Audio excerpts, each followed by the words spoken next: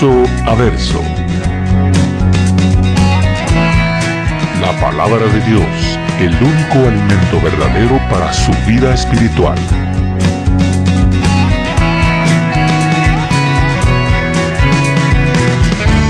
Verso a verso. Una presentación de Capilla Calvario, Guatemala.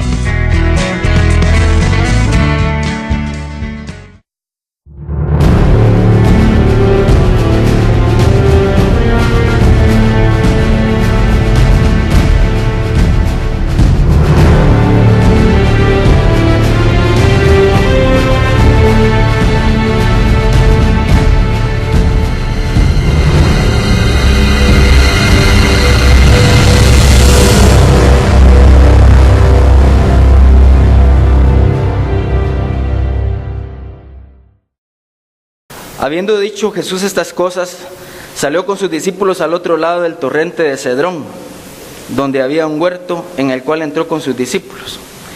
Y también Judas, el que le entregaba, conocía aquel lugar, porque muchas veces Jesús se había reunido ahí con sus discípulos. Judas, pues, tomando una compañía de soldados y alguaciles de los principales sacerdotes y de los fariseos, fue allí con linternas, antorchas y con armas. Pero Jesús, sabiendo todas las cosas que le habían de sobrevenir, se adelantó y les dijo: ¿a quién buscáis? Le respondieron: a Jesús Nazareno. Jesús les dijo: yo soy. Y estaba también con ellos Judas, el que le entregaba. Cuando les dijo: yo soy, retrocedieron y cayeron a tierra. Volvió pues a preguntarles: ¿a quién buscáis? Y ellos le dijeron: a Jesús Nazareno. Respondió Jesús: os lo he dicho, que soy. Pues si me buscáis a mí, dejad ir a estos, para que se cumpliese aquello que estaba dicho: de los que me diste, no perdí ninguno. Entonces Simón Pedro, que tenía una espada, la desenvainó e hirió al siervo del sumo sacerdote y le cortó la oreja derecha, y el siervo se llamaba Malco. Jesús entonces le dijo a Pedro: mete tu espada en la vaina. La copa que el Padre me ha dado, ¿no la he de beber? Entonces la compañía de soldados, el tribuno y los alguaciles de los judíos prendieron a Jesús y le ataron. Y le llevaron primeramente a Anás, porque era suegro de Caifás, que era el sumo sacerdote aquel año. Era Caifás el que había dado el consejo a los judíos de que convenía de que un solo hombre muriese por el pueblo. Y seguían a Jesús Simón Pedro y otro discípulo, y este discípulo era conocido del sumo sacerdote, y entró con Jesús al patio del sumo sacerdote. Mas Pedro estaba afuera, a la puerta. Salió pues el discípulo que era conocido del sumo sacerdote, y habló a la portera e hizo entrar a Pedro. Entonces la criada portera dijo a Pedro: ¿no eres tú también de los discípulos de este hombre? Dijo él: no lo soy. Y estaban en pie los siervos y los alguaciles que habían encendido un fuego, porque hacía frío, y se calentaban, y también con ellos estaba Pedro en pie calentándose. Y el sumo sacerdote preguntó a Jesús acerca de sus discípulos y de su doctrina. Jesús le respondió: yo públicamente he hablado al mundo, siempre he enseñado en la sinagoga y en el templo, donde se reúnen todos los judíos, y nada he hablado en oculto. ¿Por qué me preguntas a mí? Pregunta a los que han oído, ¿qué les haya hablado? He aquí, ellos saben lo que yo he dicho. Cuando Jesús hubo dicho esto, uno de los alguaciles que estaba allí le dio una bofetada diciendo: ¿así respondes al sumo sacerdote? Jesús le respondió: si ha hablado mal, testifica en qué está el mal, y si bien, ¿por qué me golpeas? Anás entonces le envió atado a Caifás, el sumo sacerdote. Estaba pues Pedro en pie calentándose, y le dijeron: ¿no eres tú de sus discípulos? Él negó y dijo: no lo soy. Uno de los siervos del sumo sacerdote, pariente de aquel a quien Pedro le había cortado la oreja, le dijo: ¿no te vi yo en el huerto con él? Negó Pedro otra vez, y enseguida cantó el gallo. Recordemos que estaban Jesús y sus discípulos en una velada, y en medio de esta velada Jesús dejó caer a los discípulos una bomba: de cierto os digo que uno de vosotros me va a entregar, uno de vosotros me va a traicionar. Los discípulos se miraban unos a otros y se preguntaban, ¿acaso seré yo, maestro? Y había una gran duda, ¿quién era? Y cada uno respondió y tenía sus dudas subyacentes y no hallaba qué decir ni qué pensar. En una Jerusalén que era un lugar donde había muchas conspiraciones, muchas traiciones, habían muchas cosas así raras. Seguramente muchos de los enemigos de Jesús se acercaron en algún momento a cada uno de los discípulos para tentarle, pero ninguno cayó excepto Judas Iscariote. Unos momentos antes de que Jesús dejara caer la bomba, después, mejor dicho, Judas salió sigilosamente y aparentemente iba tal vez a comprar algo o iba a hacer alguna ayuda para los necesitados. Es claro que el tesorero se excusó y salió y fue a hacer lo que tenía que hacer. Y lo que fue a hacer, hermanos, es conocido él como el traidor más famoso de toda la historia, el hombre más vil, porque entregó al mismo Jesucristo. Fue algo terrible. Sin embargo, todos ya hemos dicho varias veces aquí que ningún padre le pondría ni siquiera por nombre Judas a su hijo, y ese nombre ha ido desapareciendo a lo largo de los siglos. Ya casi nadie le pone a sus hijos Judas. Sin embargo, este era un hombre común y corriente, pero que se dejó llevar por el enemigo. Y aquí vemos que otros dicen que él no era un espía, porque algunos piensan que era un espía que se infiltró dentro del grupo y para ver qué hacía Jesús, para al final de cuentas traicionarlo. Sin embargo, Jesús lo eligió. Jesús oró un día, toda la noche, y después tomó la decisión de llamarlo al grupo de sus 12. ¿Cómo fue posible entonces que Judas traicionara al Hijo de Dios? En un momento en que todos lo dejaron, unos lo negaron, otros los traicionaron. Pedro, ustedes van a ver más adelante, que dijo, yo no conozco al tal hombre. Y aún había jurado y había dicho, yo te seré fiel incluso hasta las últimas consecuencias, te seré fiel hasta la muerte. Pero cuando vino la época de la presión, ahí se echó de ver quiénes eran los verdaderos seguidores del Señor. El acto de Judas y el de Pedro difirió en sus consecuencias. Judas tomó la decisión de quitarse la vida.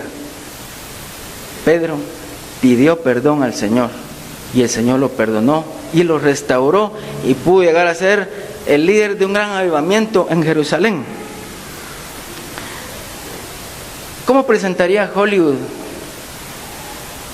al acto traicionero de Judas Iscariote? Hay muchas teorías. Unos dicen que él era un hombre codicioso, y codicia es querer tener algo, y principalmente cosas de dinero. Y la palabra de Dios nos exhorta, no codiciarás, y esto, y esto, y esto. Otros dicen que era un temeroso, que llega a la decisión de cerrar trato con los enemigos de Jesús, después de que fue acosado. Entonces tuvo miedo, estaba viendo a ver cómo guardaba su pellejo. Otros dicen que era un hombre que estaba desilusionado, porque al final de cuentas él vio que Jesús no iba a establecer un reino en este mundo, y entonces él estaba desilusionado. Entonces, ¿qué más daba? Si lo entregaba no había problema. Y por último, alguien ha dicho que Judas se hartó de la blandura de Jesús. Es que quería que Jesús tomara las armas, tal vez levantara un ejército y liberara a Palestina del yugo romano. Entonces Judas quería forzar a Jesús para que actuara, para que empezara ya a establecer su reino. Si él lo entregaba y lo atrapaban, entonces sí, Jesús iba a sacar la casta, iba a levantar una revolución. Hollywood presenta a Judas como un héroe. La Biblia lo presenta como alguien en quien Satanás entró en su corazón. Y ahí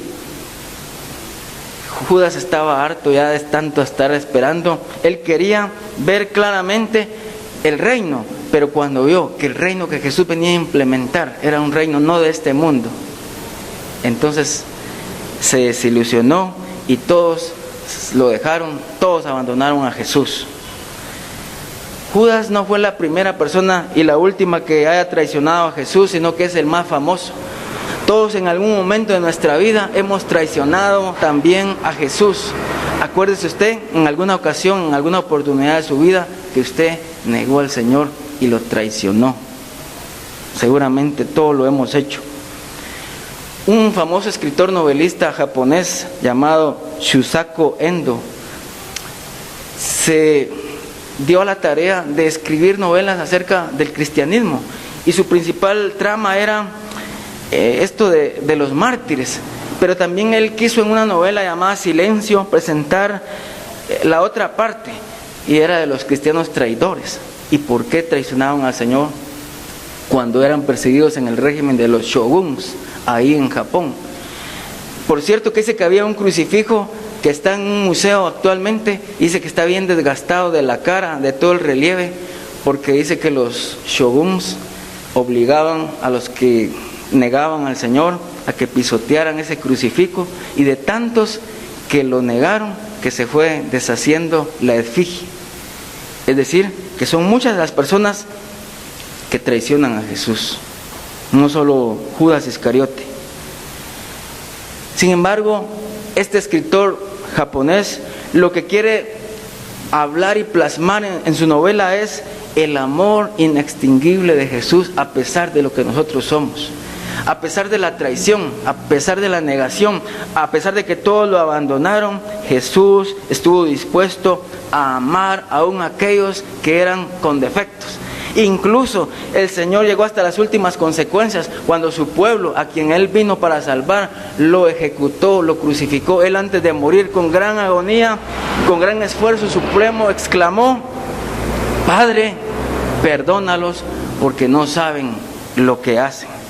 Qué amor tan grande el del Señor. ¿Qué puedo hacer? Es el canto de hoy, ¿va? ¿Qué puedo decir? Simplemente entregarle nuestro corazón. Y es que cuando nos vienen los riesgos a la vida, es que cuando viene el momento de la presión, cuando viene el momento difícil, entonces ahí muchas veces estamos tentados a negar al Señor, a traicionarlo o a abandonarlo. Judas aceptó sus consecuencias y se quitó la vida suicidándose. Pedro recibió la gracia y el perdón de Dios y pasó a ser un líder de veras de la iglesia para la gloria del Señor. Llegamos ahora a este momento, hermanos, en el capítulo 18 de San Juan. Dice la palabra de Dios que después de que Jesús oró por nosotros, salió con sus discípulos al otro lado del torrente Cedrón, donde había un huerto, y entró en él con sus discípulos. Y este huerto es el huerto del Getsemaní. Getsemaní es un lagar de aceitunas, un lugar de presión. Y ahí encontramos que fueron a ese lugar. Era un lugar cotidiano donde Jesús solía llegar siempre a orar. Era un lugar conocido. Por eso es que Judas no tuvo ningún problema en identificar el lugar donde Jesús podía ser apresado sin problema, porque Jesús oraba siempre ahí. Dice la palabra del Señor que después de la comida, después de echarse su cena, su vino, todos estaban así como aletargados, como amodorrados, se fueron a ese lugar y Jesús les dijo que oraran con él, y los discípulos se durmieron. Y Jesús no estaba tan tranquilo, Él comenzó a entristecerse, a angustiarse en una gran manera, dice la palabra de Dios, y Él decía: mi alma está muy triste hasta la muerte, quedaos aquí y velad conmigo. Pero ellos se durmieron. 3 veces dice la palabra del Señor. Jesús solía ir a orar ahí solo, pero en esta ocasión necesitaba la compañía de sus amigos, de su círculo íntimo, porque había una gran intensidad profunda de soledad que Jesús no había experimentado jamás. Ahora estaba en el momento de la dificultad, Él estaba en el momento de pasar la copa de la ira de Dios.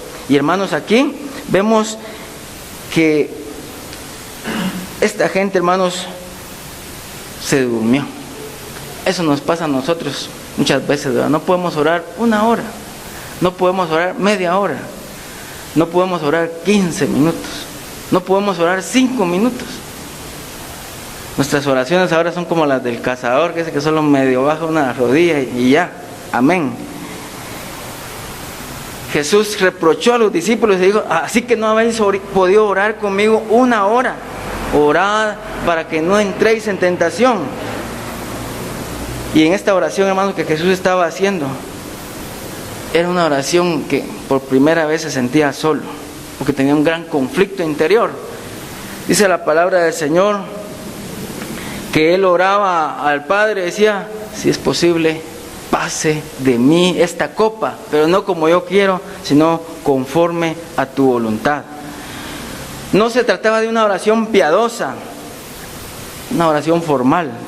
Él estaba en agonía. Dice la palabra de Dios que oraba más intensamente y era su sudor como grandes gotas de sangre que caían hasta tierra. El Señor estaba en una gran aflicción.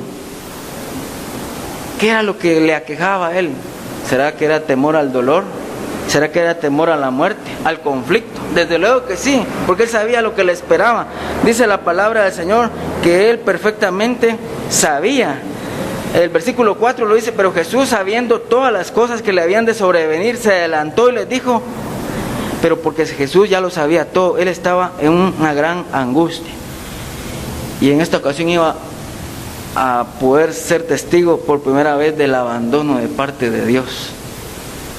El caso de la oración no respondida.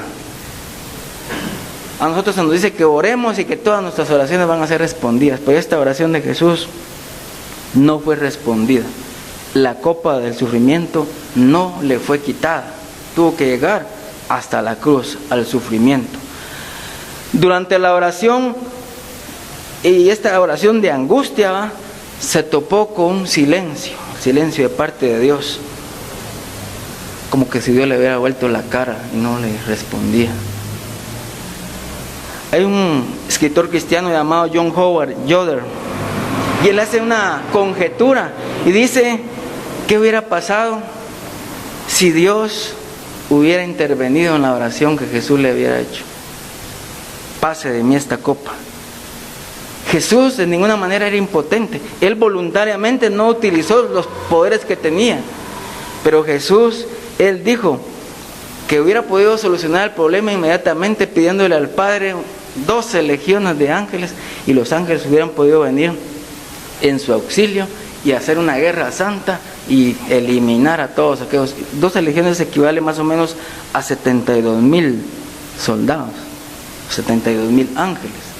Y en esta ocasión, si Jesús se hubiera saltado las trancas, como decimos vulgarmente, si Jesús hubiera obviado la cruz, ¿qué hubiera pasado con nosotros? Bueno, no hubiera existido, hermanos, se hubiera detenido la historia humana. Hubiera concluido la era actual. No hubiera iglesia, no hubiera cristianismo, no hubiera salvación, no hubiera nada. Pero Jesús, por amor a nosotros, logró pasar esta copa y sufrir todo lo que nosotros nos merecíamos. Si Jesús hubiera dicho solo una palabra, si hubiera pasado por alto el sacrificio personal y descartado lo complicado que era la redención de la humanidad, ningún reino se hubiera desarrollado como una semilla de mostaza. El reino más bien hubiera descendido como una granizada, hubiera destruido todo esto. Sin embargo, como nos lo recuerda, la cruz es la copa, mis hermanos, que ahora parecía tan terrible, era la misma razón por la cual Jesús había venido a este mundo, para salvarnos a nosotros, los viles pecadores. En la cruz está el hombre que ama a sus enemigos, el hombre cuya justicia es mayor que la de los fariseos, el hombre que siendo rico se hizo pobre por amor a nosotros, el que dio su manto a aquellos que lo estaban lastimando, a los que le robaron la túnica, aquel que oró por aquellos que lo estaban matando. La cruz no fue entonces un rodeo, no fue un obstáculo en el camino del reino, ni siquiera es el camino del reino, es el reino mismo que ha venido y está con nosotros. Después de varias horas de tormentosa oración, dice la palabra de Dios que Jesús al fin llegó a la decisión y su voluntad como la del Padre convergieron. Por eso más adelante él dijo: no era necesario que sucedieran todas estas cosas. Todo lo que sucedió, mis hermanos, no fue un accidente, no fue algo de la casualidad ni del azar. Dice Hechos 2:23 que todo fue por el determinado consejo del Padre. Así que Jesús entregó su vida para redimirnos a nosotros, la raza humana. Versículo 2. Y también Judas, el que le entregaba, conocía aquel lugar, porque muchas veces Jesús se había reunido ahí con sus discípulos. Cuña para que apriete del mismo palo ha de ser, dice un dicho. Y aquí encontramos el caso de uno de los 12, que Judas, dice, conocía perfectamente el lugar, porque muchas veces Jesús se había reunido ahí con sus discípulos. Judas, pues, tomando una compañía de soldados y alguaciles de los principales sacerdotes y de los fariseos, fue allí con linternas y antorchas y con armas. La gente iba armada hasta los dientes para detener, como que fuera estos casos que han habido ahora mediáticos, ¿verdad? Llega un montón de patrullas y policías y soldados y toda la cosa. Así llegaron a prender a Jesús.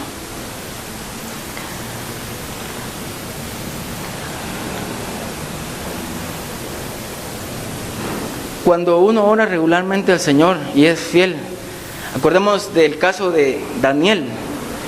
Dice la palabra de Dios en Daniel 6, 10 al 12, que habían unos hombres que querían hacerle daño a Daniel, pero no hallaban ninguna cosa de cómo acusarle. Y entonces la única razón que había para acusarlo era con respecto a su Dios. Y dice la palabra de Dios que pusieron un edicto con engaños al rey, que cualquiera que orara a cualquier Dios que no fuera el rey, que fuera lanzado a un foso de leones. Y dice ahí en Daniel 6:10, cuando Daniel supo que el edicto había sido firmado, entró en su casa y abiertas las ventanas de la cámara que daban hacia Jerusalén, se arrodillaba 3 veces al día y oraba y daba gracias delante de su Dios como solía hacerlo antes. Entonces se juntaron aquellos hombres y hallaron a Daniel orando y rogando en presencia de su Dios. Fueron luego ante el rey y le hablaron del edicto real. ¿No has firmado un edicto que cualquiera que en el espacio de 30 días pida a otro Dios u hombre fuera de ti, oh rey, sea echado en el foso de los leones? Respondió el rey diciendo, verdad es, conforme a la ley de Media y de Persia, la cual no puede ser abrogada. Es decir, si uno es fiel al Señor, va a llegar el momento de la presión, va a llegar el momento en que los enemigos se van a confabular y van a tratar la manera de destruir la fe del cristiano. Pero Jesús no se escondió, Daniel tampoco se escondió. Daniel incluso dice que abrió las ventanas que daban hacia la ciudad y oraba como siempre 3 veces al día. No era desayuno, almuerzo y cena, sino que él oraba constantemente a su Padre Celestial. A Judas se le describe en el versículo 2 como el que estaba entregándolo.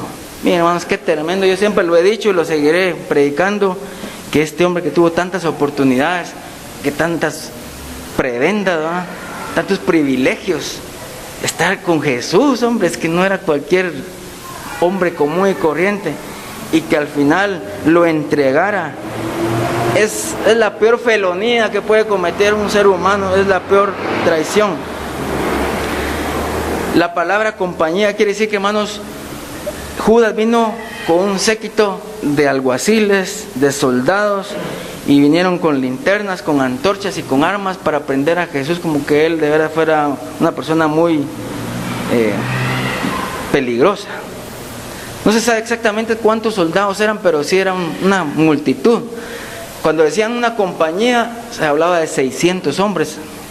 Pero en esta ocasión no se cree que fueran tantos, pero sí era un buen número suficiente para reducir al orden a cualquier revoltoso. Una cosa importante es que los que tenían la orden de apresar a Jesús eran los alguaciles del templo. Estos estaban encargados de cuidar el templo y sus negocios, y podían capturar, podían apresar a alguien que estuviera haciendo desorden. Y los soldados romanos simplemente vinieron como para acuerpar, así como anda el MP, ¿verdad?, la CICIG, y andan acompañando, pues ellos estaban viendo para que no hubieran revueltas. Y vinieron con armas. Y dice el 4, pero Jesús, sabiendo todas las cosas que le habían de sobrevenir, se adelantó y les dijo, ¿a quién buscáis? Jesús no se escondió. Muchos dicen que Jesús es alguien que no le salieron las cosas, ¿no?, que se confundió en sus planes, pero Jesús no se confundió en nada. En lugar de huir, se presenta como que buscaba que lo capturaran, y dice, ¿a quién buscan? Y ellos le dijeron en una forma despectiva, fíjense, a Jesús Nazareno. Acuérdense ustedes al principio de este evangelio que cuando Felipe encontró al Señor, llegó con Natanael y le dijo: mira, Natanael, hemos encontrado al Mesías, a Jesús de Nazaret. Y si ya Nazaret era un lugar que era como de oprobio, de vergüenza, decirle a alguien Jesús Nazareno era un poco peor, era algo con desdén, era despectivo. Y él dijo: yo soy. Y este yo soy, hermanos, ego eimi en griego, es una palabra poderosa, porque es la deidad de Dios. En el Antiguo Testamento ustedes leen Éxodo 3:14. ¿Y quién le voy a decir que me mandó si yo no sé ni siquiera tu nombre? Y él le dijo: yo soy el que soy. Entonces, este yo soy es de la divinidad, y aquí Jesús está diciendo: pues yo soy Dios. Y cuando Jesús dijo estas palabras, miren el versículo 6, es bien impactante. Dice que retrocedieron y todos cayeron a tierra. Cuando él dijo yo soy, una palabra de poder, ¿va? Y cayeron todos al suelo. Imagínense solo pongámonos a pensar, hermanos, y vayamos a ese momento cuando él dijo yo soy, y sale el montón de hombres y caen para atrás. Eso va a ser impactante, ¿va? Todavía está en tierra cuando él les vuelve a preguntar, ¿a quién buscan? Y ellos le dijeron: a Jesús Nazareno, porque ya estaban temerosos, ¿va? Porque él ya había demostrado su poder. Y él, por el amor que le tenía a sus discípulos, dice: os he dicho que yo soy, pues si me buscáis a mí, dejen ir a aquellos que no tienen nada que ver, ¿va? Yo soy el que buscan, aquí estoy.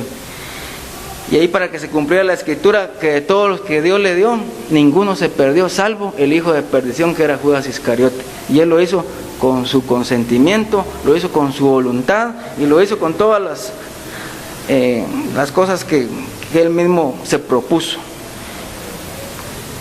El nombre de Jesús es Jehová mi salvación, ¿verdad? Igual el término hebreo, Josué, ¿no? Que es Jehová, varón de guerra, varón poderoso.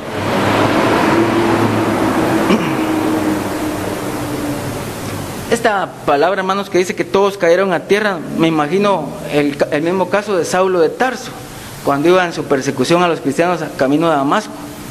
Dice que a mediodía una gran luz y cayó a tierra. Y quisiera hacer una observación aquí, que ahora hay muchas iglesias de corte carismático y pentecostés que andan botando gente. Y si se dan cuenta ustedes, hermanos, toda esta gente que se cayó aquí no eran cristianos. E incluso Saulo tampoco era cristiano en ese momento cuando cayó. Y muchos dicen que los hermanos reciben una bendición cuando caen al suelo, pero eso no es bíblico. Y si eso fuera así, podríamos llegar a la conclusión y a la deducción lógica que esa gente que se cae no es cristiana, son inconversos y que necesitan de Cristo, que necesitan de la salvación, porque si fueran cristianos de ningún modo tendrían que estar cayéndose al suelo. Muy bien. Dejar ya esto, dijo Jesús, ¿va? Porque él había tenido cuidado espiritualmente hablando de sus discípulos, pero también había tenido cuidado físicamente de ellos. O sea, no importa lo que me pase, a mí está diciendo Jesús, ¿va? A ellos no les hagan nada, no les hagan daño, porque ellos nada tienen que ver. El guardarlos físicamente en este momento significaba también, hermanos, guardarlos espiritualmente. Cuando sucedió esto, el versículo 10, Pedro, que era bien intempestivo, ¿no? Que era así, mero liero, ¿no? Tenía una espada, la desenvainó y dice que hirió al siervo del sumo sacerdote y le cortó la oreja derecha, y el siervo se llamaba Malco. Aquí viene otro punto que hemos hablado muchas veces aquí en este púlpito, que uno no debe tomar las cosas de Dios a la fuerza, ¿va? Sino que debe ser, el reino de Dios es espiritual. Si Jesús hubiera querido tener un reino de este mundo, pues hubiera, como ya les dije, armado a todo un ejército y hubiera podido vencer a Roma, pero no era ese su cometido. Y aquí Pedro, que siempre era de aquellos que hacía las cosas sin pensar. ¿Se acuerdan ustedes que tenían 2 espadas? Aquí tenemos 2 espadas, que se vengan, ¿va? Y cabal, cuando sucedió esto, que ya iban a atrapar a Jesús, viene, según dicen los estudiosos de la palabra, Pedro no le tiró a no a dar, sino que como a partirle en 2 la cabeza, y el hombre, queriéndose esquivar, se movió a la izquierda, y por eso fue que le voló la oreja derecha. Y entonces, hermanos, muchos dicen que esa fue una estupidez de Pedro, porque en ese momento lo hubieran podido matar ahí, porque era un gentío, un montón de soldados armados hasta los dientes, que lo hubieran podido liquidar instantáneamente. Pero, como Jesús dice la palabra del Señor, que recogió la oreja, se la pegó milagrosamente, y le dijo, mete tu espada. Entonces eso como que calmó los ánimos de toda esa turba, que en ese momento se hubieran podido poner bien enojados. Se cree que esta arma que tenía Pedro era una arma, un cuchillo pequeño que se llamaba daga, y era usado en aspectos para librarse de animales salvajes. Por eso la Biblia dice, antes yo les dije que no llevaban alforja, ahora sí, lleven implementos, lleven una espada, y la espada era precisamente para defenderse del peligro de los animales salvajes. Pero la acción de Pedro, que fue una acción tonta, ¿va?, ante una compañía tan grande de gente, a Pedro lo hubieran podido eliminar inmediatamente, pero por la misericordia de Dios, que Dios siempre nos ama a pesar de nuestras tonteras, fue que no lo hicieron. Es un milagro que Jesús hizo ahí, otro milagro más, y es un milagro también que no hayan acabado con la vida de Pedro en un instante. Pero la explicación es que como era un judío al cual él le cortó la oreja, porque era el siervo del sumo sacerdote, incluso San Juan nos dice que se llamaba Malco, hasta el nombre está. Todo esto, hermanos, es de alguien que tuvo la posibilidad de ver de primera mano, de un testigo de primera mano, todo lo que sucedió. Alguien dijo, fue excesivamente tonto de parte de Pedro el intentar probar su fe con la espada, cuando no lo pudo hacer con la lengua. Vamos a ver más adelantito, que parece que era bueno para las armas, pero para demostrar su fe en el Señor, no fue muy bueno. Mete tu espada, le dijo Jesús, dice la palabra de Dios en el 11. Jesús entonces le dijo a Pedro, mete tu espada en la vaina, la copa que el Padre me ha dado, no la he de beber. Lo que estaba diciendo es que Jesús estaba llegando al momento crucial. Aquí había un tema bien sensible. En este momento Jesús podía optar por retractarse y no pasar la cruz, pero Él estaba decidido a llegar hasta las últimas consecuencias para salvarnos a nosotros. La copa es una metáfora que significa el hecho de ir voluntariamente a la muerte. Jesús aclaró a Pedro y a los demás que si él no quisiera ir a la cruz, podía pedir 12 legiones de ángeles y que habían podido venir en su defensa, según Mateo 26:53. En el versículo 12, entonces la compañía de soldados, el tribuno y los alguaciles de los judíos prendieron a Jesús y le ataron. Por primera vez Jesús es atrapado. En otras ocasiones lo habían intentado, pero Jesús siempre se salió. Jesús siempre se escapó. Ahora queda a merced de sus perseguidores, y dice la palabra de Dios que lo amarran, lo atan y se lo llevan preso a la casa del sumo sacerdote Anás. Entramos ahora, hermanos, al juicio por los judíos. Acordémonos que todo esto que sucedió fue hecho en horas de la noche. Este fue un acto completamente ilegal, arbitrario. Incluso la Constitución de Guatemala dice que no hay, desde las 6 de la tarde hasta las 6 de la mañana del otro, es inviolable, no se puede. Y a Jesús, hermanos, aprovecharon la oportunidad.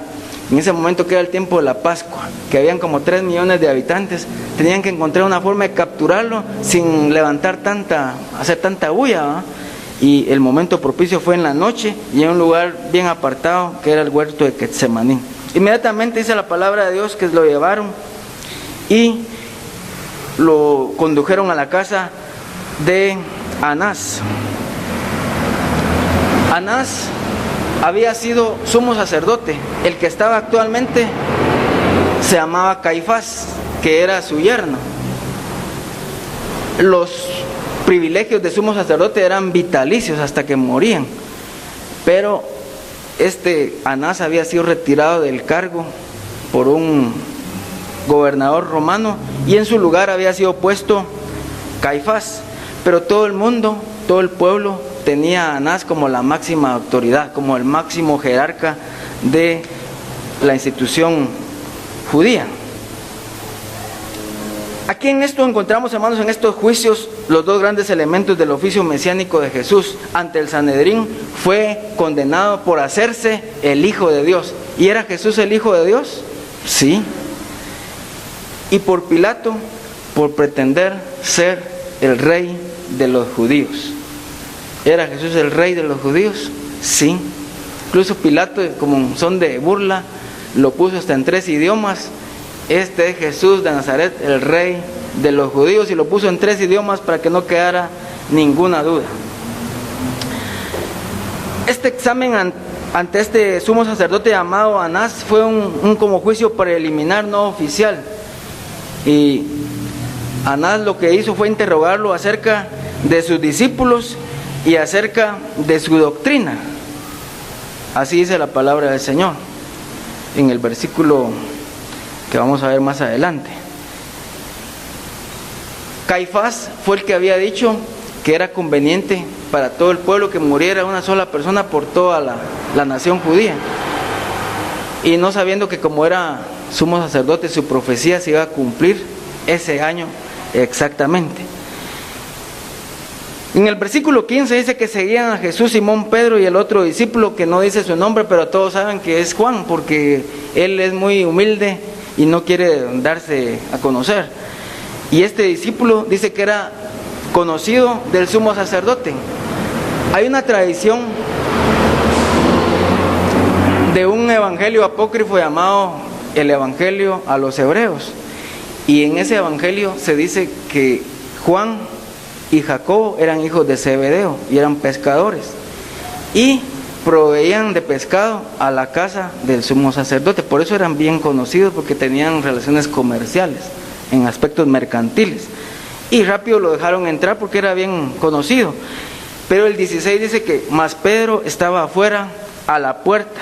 Salió pues el discípulo que era conocido del sumo sacerdote y habló a la portera e hizo entrar a Pedro.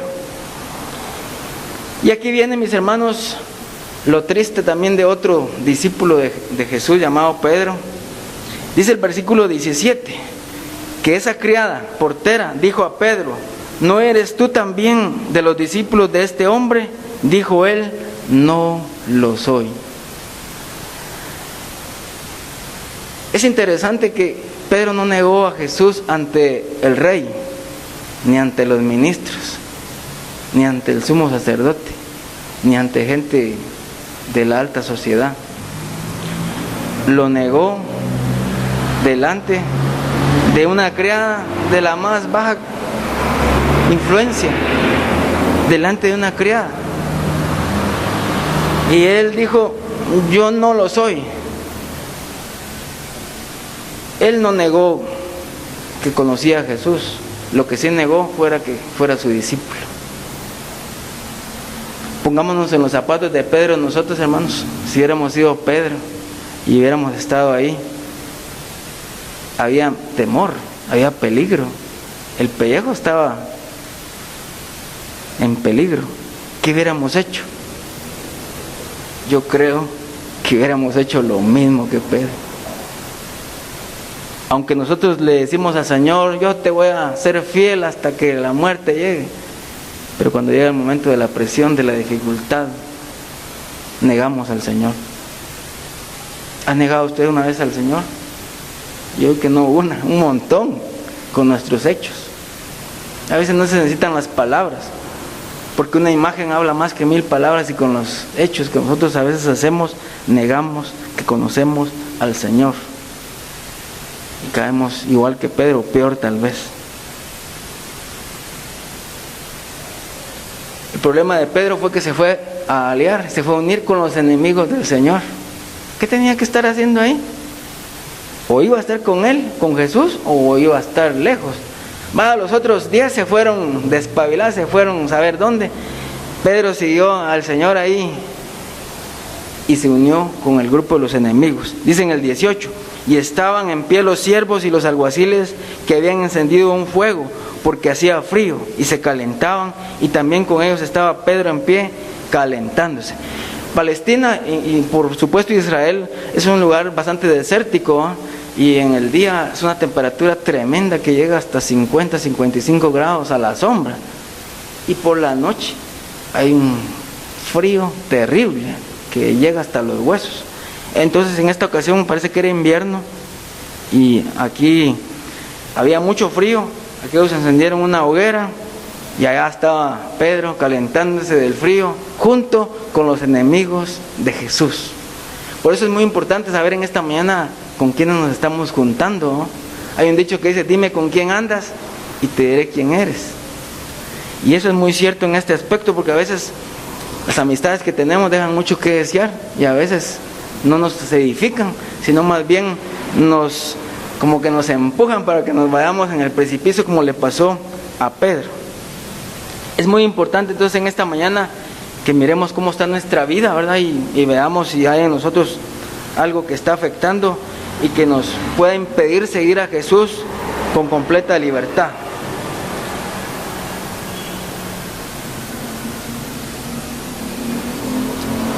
No es imposible que Juan el apóstol, hermanos, hiciera visitas, como les decía, a la casa del sumo sacerdote. Era bien conocido, incluso la criada lo conocía y por eso lo dejó entrar rápidamente. Era un lugar bastante inaccesible para cualquier persona común y corriente, pero ahí entró. Y la muchacha le dijo a Pedro: ¿no eres tú también de los discípulos de este? Él no niega ser él mismo su discípulo, o sea, niega ser su discípulo. No niega que conoce al Señor, pero sí niega que sea su discípulo. Pedro fue tentado y negó al Señor 3 veces. 3 veces. Dice la palabra del Señor en el 19. Y el sumo sacerdote preguntó a Jesús acerca de sus discípulos y de su doctrina. Jesús le respondió: yo públicamente he hablado al mundo, siempre he enseñado en la sinagoga, en el templo donde se reúnen todos los judíos, y nada he hablado en oculto. Porque era cierto, Jesús, dice la palabra de Dios, que nunca hubo engaño en su boca, siempre dijo solamente la verdad y nada más que la verdad. Y Jesús está diciéndole al sumo sacerdote: ¿por qué me preguntas a mí? Pregúntale a los que han oído de primera mano, ¿qué les haya yo hablado? He aquí ellos saben lo que yo he hablado. Hablando eso estaba Jesús cuando alguien le da la primera bofetada. Imagínense, hermanos, qué necesidad tenía el Hijo de Dios de venir a este mundo a sufrir estos vejámenes por nosotros, viles pecadores. Imagino qué pescozada la que le dio el tipo, según dicen los historiadores, los comentaristas, fue con toda la gana, con la mano extendida. Yo no sé si alguna vez a ustedes les han dado una cachetada, hermanos, pero es que hasta arder el cachete ahí, le dejan uno marcado los dedos, pienso yo, y caliente, ¿verdad? Y lo enojan a uno seguramente. Eso es algo, como decía uno de Patójaga, que no le toquen la cara a uno, ¿no? Porque ahí sí hay problemas, ¿verdad? Pero miren, hermanos, el Señor manso y humilde le diera una gran cachetada. Así le respondes al sumo sacerdote. Todos los puestos que hay en este mundo, hermanos, han sido puestos de parte de Dios. Y todos los que tienen altos puestos, desde las primeras magistraturas, reyes, presidentes, primer ministros, jefes de Estado, todos han sido por Dios, y sin Dios pues no estarían en esos puestos. Y hermanos, este hombre se la llevaba de muy y tenía sus compinches, ¿no? Sus secuaces. Y Jesús, en un acto legal, le dice: si he hablado mal, testifica dónde está el mal. Y si estoy diciendo el bien, ¿por qué me golpeas? Pero cuando ya la mente está cauterizada, hermanos, no se escuchan consejos, ni se oyen testimonio, ni nada. Simplemente lo que hizo Anás fue amarrarlo atado lo envió a Caifás, el sumo sacerdote. Qué tremendo, hermanos. Qué terrible. Aquí encontramos en este pasaje, hermanos, allí en el ambiente, Pedro negando 3 veces al Señor y Jesús diciendo yo soy, y Pedro diciendo no lo soy. Fíjense el contraste. Y hermanos, aquí hay una solución, hermanos. Anás estaba examinando a Jesús y mientras tanto Caifás se une al examen. Y parece que el interés del sumo sacerdote era si Jesús quería hacer una revuelta. Él quería agarrarlo en algún punto para poderlo acusar. Yo les recomiendo un libro, hermanos, si lo pudieran leer, se llama ¿Quién movió la piedra? Si lo pudieran, ese libro habla acerca de esta última semana de la pasión y muerte de Jesucristo. Si alguien lo puede leer, pero lo lee así concienzudamente, sería muy bueno, se los aconsejo. La cuestión, hermanos, es que aquí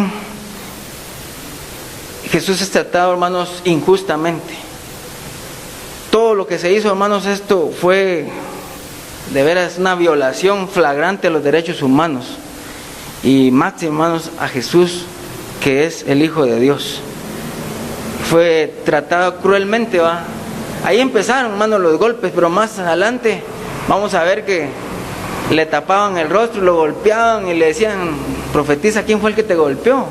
Si eres el Hijo de Dios, bájate de esa cruz. Y hermanos, así tanto sufrimiento, y lo escupían, le maltrataban, le golpeaban, le escarnecían, y todo eso, hermanos, por amor a nosotros. Y llegamos ahora, hermanos, a los versículos 25 al 27, donde Pedro finaliza, hermanos, lo que ya había empezado, de negar la fe en el Señor Jesucristo. Fíjense, hermanos, que cuando uno está en pecado, un pecado trae consigo otro pecado, y generalmente todo pecado está asociado con las mentiras, porque uno tiene que justificar lo que está haciendo para decir, bueno, yo tenía razón, ¿va?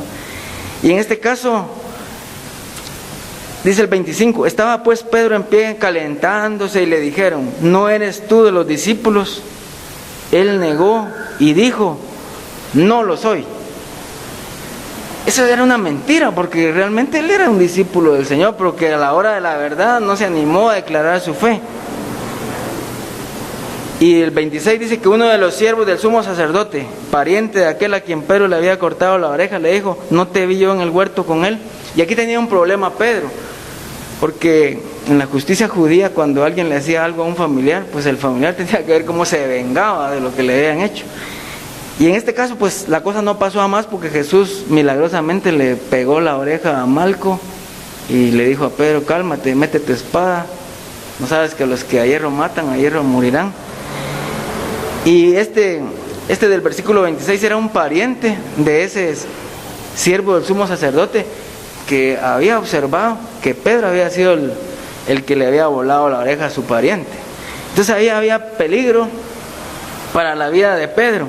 Y en un momento de peligro, él dice, negó otra vez, dice, y enseguida cantó el gallo. Una vez que comenzó con la negación, la negación con una mentira, sería necesario respaldarla con otra mentira. Las 3 veces mintió y dijo que él no era seguidor de Jesús. Ahora, mis hermanos, esto es para que nos pongamos las barbas en remojo. Todo eso nos puede pasar a nosotros en determinado momento. Y nosotros, tal vez para salvar el pellejo, para salvar la vida, en algún momento determinado podríamos negar nuestra fe en el Señor. ¿Qué haríamos nosotros en el momento que venga una persecución? ¿Qué haríamos en el momento que ya no hubieran libertad de culto? ¿Qué haríamos?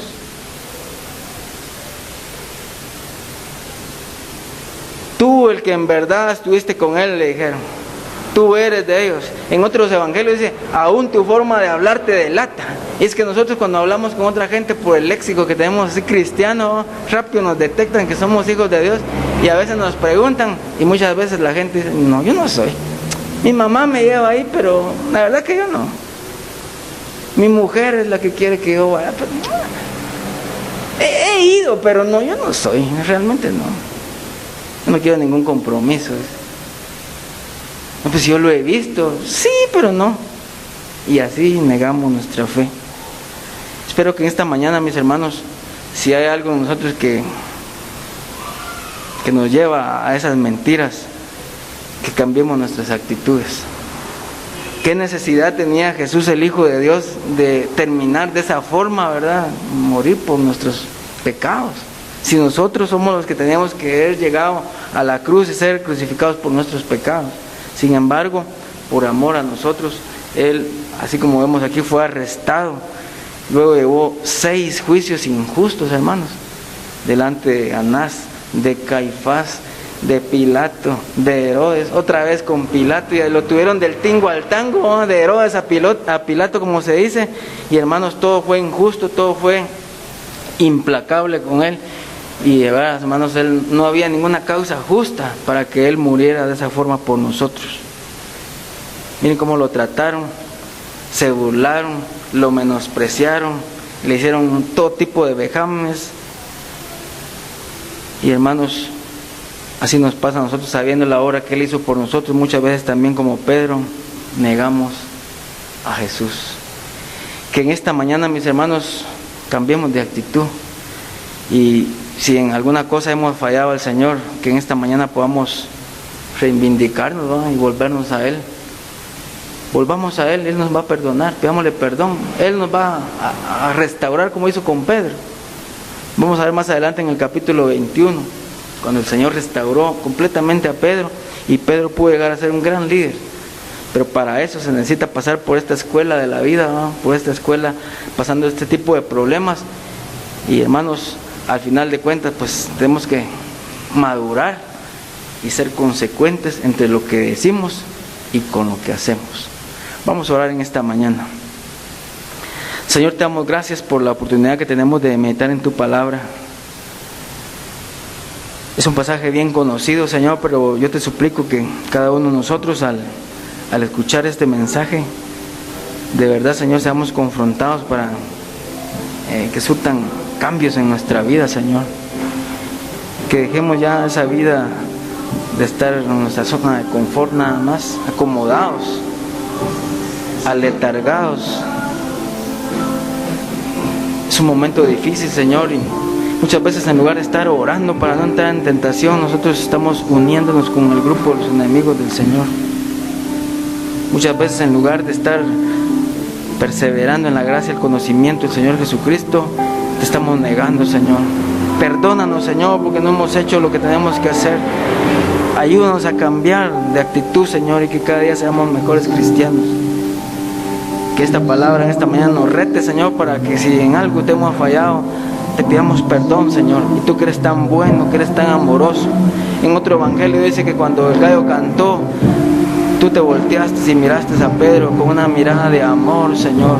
Y Pedro lloró amargamente, esa es tu palabra, Señor. Se sintió como una cucaracha, se sintió como el mal vil, Señor, porque te había negado, Señor, incluso con maldiciones. Perdónanos, Señor, porque muchas veces hacemos lo mismo, Señor. Pero en esta mañana te suplico en el nombre de Jesús que cambie nuestra actitud, Señor. Examínanos, oh Dios, y ve si hay en nosotros algún camino de perversidad, y por favor, guíanos